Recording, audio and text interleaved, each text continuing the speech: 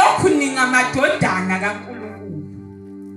Senziwe kuNkulunkulu saba ngabantwana. Lithi izwi lenkosi ukusizala kwakhe sizama uNkulunkulu akuyona spare of the moment thing. Akuyona into athuke sethi hayibo senginama. Lithi he foredestined ukuzalwa kwethu. Kuyinto ayiplanayo umhlaba ungakasekelwa. Kuyinto ayenzayo amazulu engakobi khona. Lithi izwi lenkosi ukuzalwa kwethu ngomoya uNkulunkulu ngoKristu. Yinto uNkulunkulu ayiplana kudala. He predestined it.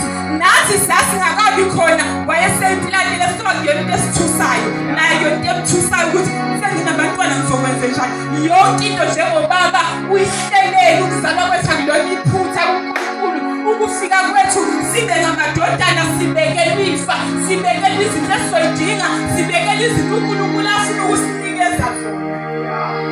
Because singabantwana bakhe. Mangabe sicela uyazi ukuthi sizocelani. Uyazi umzali ukuthi ingane izoya ka-grade 1 izodingana ka-grade 1 angithenge nomsizi. Mangabe sifike ka-grade 4 ingane izodinga u-ingothi ngithenge no-inki. Mangabe sifike high school ingane izodinga i-calculator. Mangabe sifike tertiary ingane izodinga i-laptop. Ukuzalwa kwethu uNkulunkulu was predestined. Akuyonto emthusayo. Yingakho ethi uJesu asiyeni kuyena njengobaba so that he will give us ngoba usesihlelele. Kuthi uThabiso usibekele ithi incwadi yama-Ephesians konke sikubusisiwe kuyisibusiso sisinikiwe konke sikunikiwe. Uthi usinikisile wasibusisa ngesibusiso sonke futhi uthobala. God is our Father. We pray to him ngoba ungubaba. Uma ngabe uzethe eza kuwena mfundisi ethi esikoleni uzodingeka ukuthi ngoba ubumhleleli. Akuyona into ethi hey konje Nkosi yami ngizokwenza. Nakho bese ngithengile i-stationery la nikeza umeni. Because you are his father. Ukuzalwa kwakhe akafikanga ungampholo bese hayi kwangazi ngikhuleleke. Into enayihlela ukuba abantwana bakaNkulunkulu kwethu kuhleliwe emaphakadeni. Number 2, when we pray to God, we pray in the name of Jesus. Asithanazi emagameni amathathu. Aliki igama likayifele indodana likamoya. When we pray to mfundele thobani ngoba ngizokhuluma kanti abazalwane Acts number 4 verse 12 wakhona umtshela ukuthi uthini. Incwadi yezenzo chapter 4 verse 12. Ayikho insindiso ngomunye ngokuba likho futhi elinye igama. Khona lapho ke ukuthi igama kunjani amzwanga. Alikho futhi elinye igama elinikiwe esingathandaza ngalo malume. Alikho igama Margaret esinikiwe esingathandaza ngalo. Awekho mathatha asisho ukuthi emagameni amalinye igama elinikiwe esingakwazi ukuthandaza ngalo. Hallelujah. Linye igama athi uPaul Paul linikiwe kini kubantu bonke phansi kwelanga. Kubo bonke abantu abathola umthunzi welanga abaninikezwe lo ukuthi bathandaze. Sinikiwe leli gama for us to go to the Father. We go in the name of the Son Jesus Christ. For us to enter, no matter for us to grab the attention of the Father, we go in the name of the Son. Manje uma ngabe uJesu esinikeza leli gama lungelo mfunela ukuthi yingobani lispecial ngani leli gama ngoba lithi izwi lenkosi laphakanyiswa lenziwa laba ngaphezulu kunamagama onke lithi namadimoni ayalazi engaphansi komhlaba.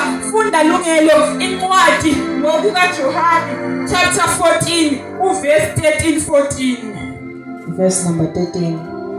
Noma yini engiyakukucela noma yini ayibaliba akushiyo ukuthi manicela isinkwa kuphela, akushiyo ukuthi manicela ukufunda, manicela umsebenzi cha kuthiwa ilungelo nanoma yini engiyakukucela. Ngicela uphi ilungelo uqhubeka ivesi lakho. Noma yini engiyakukucela egameni lami ngiyakukwenza ukuba ubaba akhazimuliswe endodaneni. Uthi uJesu la noma yini. Ngiyezwa bazalwane. Akukhathalekile ukuthi ucelani umsebenzi nanawo. Umshado nawo futhi.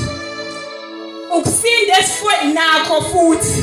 Nanoma yini oyicelayo in the name of Jesus uzokwenzelwa for what reason ukuthi uNkulunkulu akhazimuliswe endodaneni yakhe. Hallelujah. Yabuya indodana yabuya futhi ubaba. Ithizwe lenkosi mfundisi kunendoda ngelinye ilanga eyake yadelela uIsrael yaphatha amahabhu yaphatha umcibisholo yama yawudelela uIsrael yawuthuka alibonga igama kaJesu yashinhlamba yonke. Ithizwe lenkosi kunomfanyana nje owayiyela khona ephethe igama lokucela. Ithizwe lenkosi mangabe fika ufika isigora sesidlakela simeliphi kaNkulunkulu siyayithuka siyayidelela. Ithizwe lenkosi washo ukuthi umfana uya-understand inhlanikezwe yona. Ithizwe lenkosi wayithatha umfana igama wathi ngiyakubona sihlakela samaFilisti, ngiyakubona Goliathi, ngiyakubona uphethe yonke into. Kodwa mina khona into engiyiphethe engiyinikeziwe amaZulu, ngiphethe igama likaNkulunkulu, ngiphethe igama engizothi mangiza kulo ngawe kwambi le oyitshela ukuthi uyigqokile the whole armor yokulo igqokile uma uza nayo mina ngiyithathele igama ebese siyabona. Ithizwe lenkosi wathi woza sihlangane woza nayo yonke into oyithembile mina kunento eyodwa enginikiwe igama. Hallelujah. Ithizwe lenkosi weza uGoliathi wathi kodwa lo mfana ungezani yini lento encane kangaka iphethe igama. Ithizwe lenkosi wathi sana lamaFilisti ngizobuya nomfana engazi ukuthi uyona lo muntu onikezwe igama oseye ngegama kuNkulunkulu. Ithizwe lenkosi walithatha uDavide igama washona nalezansi wahamba negama uthe mayefika wathi nanti igama. Hallelujah. Wabuya emthathini ikhanda likaGoliathi eseyiphethe ikhanda lomuntu obefake isigqoko sensimbi. Hallelujah. Igama wabuya esethi nanti Israyeli thathani ikhanda lomuntu obemdelela Hallelujah. ngegama. Hallelujah. When we pray in the name of Jesus. Bazalwane, when we pray in the name of Jesus, akukho uNkulunkulu angeke asenzele khona. In the name of Jesus. Mina ngikhathali ukuthi cebo ithini into oyidingayo when you go to God in the name of Jesus, knowing your identity. Akwazi ukuthi kuzuze thembina athi ngicela ungithengele ukuthi ngoba anginayo mina imali yokondla uzithenge. Kodwa usethe uyakwazi ukuya kumzali wakhe athi ngicela ungithengele into ukuthi amniki kuma wakhe. Uthi uNkulunkulu kangakanani mina ngiwuNkulunkulu who can do all things and all things came through me. Ngingenganikeza yini mangabe nginikeze endodana yami intoni engabe ngikhohlele ngoba my son was precious to me nganikeza yona. Hallelujah. So lokho engicela kuyini ekutheni I have crushed my arm. This is because uNkulunkulu usibeke engalweni yakhe wayikrasha wayihlephula wabeka thina for us to be saved. Kusho njalo uIsaiah uthi I have crushed my arm. Ngoba uJesu uyingalo kaJehova ebengeke sinike asikubekeni when we go to God siya kuNkulunkulu nenhliziyo ehlanzekile.